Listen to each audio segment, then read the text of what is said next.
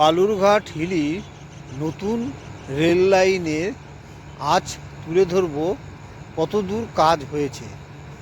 এর সম্পূর্ণ আপডেট পাবেন আমার এই চ্যানেলে।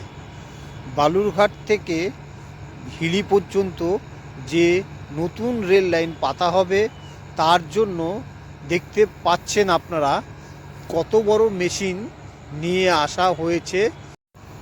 মাটি খুঁড়বে এবং সাথে পিলারের কাজও চলবে। দেখতে পাচ্ছেন যে আপনারা সেই লোহা ঝালাই করছে এবং লোহা ঝালাইয়ের সাথে সাথে একটু পরেই আপনারা দেখতে পাবেন যে মশলা ঢালার জন্য এখানে পাইপ ঢোকানো হয়েছে। আনুমানিক 120 ফিট নিচে পর্যন্ত করা হয়েছে, সেটা একদিনেই করা হয়েছে। এবার সেইখানে একটার পর একটা পাইপ জয়েন্ট দিয়ে এখানে একটা বড় ধরনের কাক, যেটা করে যে মশলা ঢালবে সেই কাক লাগানো হবে। দেখতে পাচ্ছেন তার তৈরি করছে, রেডি হচ্ছে সেই কাজটি করার জন্য। এর মধ্যে মশলা ঢালবে এবং মশলাগুলান সে 120 ফিট নিচে চলে যাবে, গিয়ে সেটা আস্তে আস্তে ভরতে ভরতে ভরতে ভরতে সেটা যখন ফুল ভর্তি হয়ে যাবে তখন এই পিলারটা একটা কমপ্লিট হবে। এই পিলার মোটামুটি একটা দুটা নয়, 25-30টার উপরে হবে বা তারও বেশি হতে পারে। ঝড়ের গতিতে বালুরঘাট থেকে হিলি রেলের কাজ এগোচ্ছে। তার মধ্যে প্রথম পিলার, এটা প্রথম পিলার একদিনেই শুরু হয়েছে এবং একদিনেই খতম করে দিয়েছে। দেখতেই পাচ্ছেন যে মবিল লাগাচ্ছে আর এক একটা করে পাইপ তার সঙ্গে জয়েন্ট করছে। এই পাইপগুলো সোজা 120 ফিট নিচে চলে যাবে এবং তার সঙ্গে উপরে মগ লাগানো হবে। সেই মগে মশলা ঢালা হবে। সেই মশলা ধীরে ধীরে সেই নিচে যাবে এবং পাইপটাকে যত পাম্প করবে মশলাগুলা ততই নিচে বসতে থাকবে। এর ফলে উঠতে থাকে অনেক জল।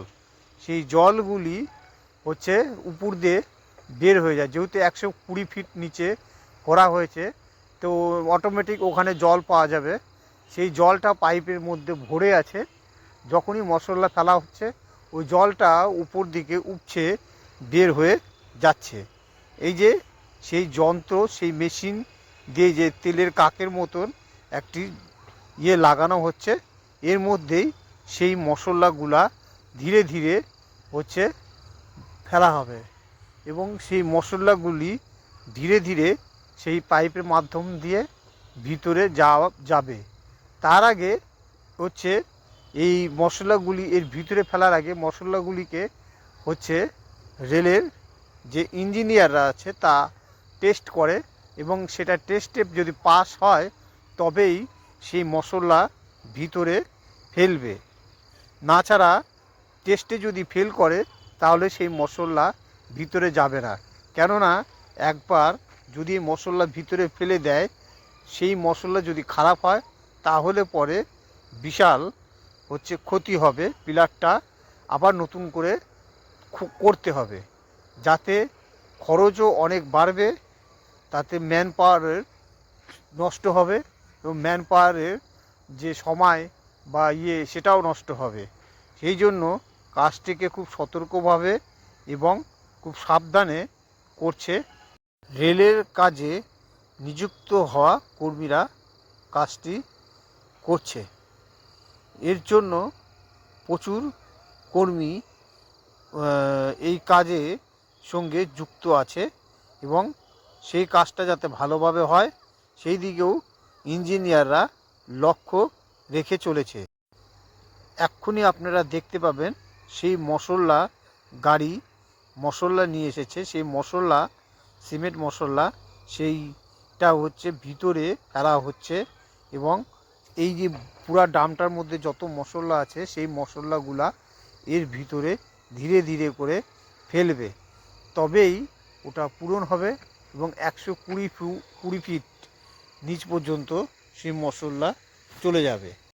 রেল এমন একটি দপ্তর যেখানে হচ্ছে 365 দিন কাজ লেগেই থাকে, কোনো না কোনো কাজ লেগেই থাকে। কখনো স্লিপার তৈরি হচ্ছে, কখনো রেল লাইন পাতা হচ্ছে, কখনো রেলের ব্রিজ হচ্ছে, কখনো প্ল্যাটফর্মের কাজ চলছে, কখনো প্ল্যাটফর্মের উপরে শেড লাগানো হচ্ছে, এবং এই রকম যে কাজ আরও প্রচুর আছে।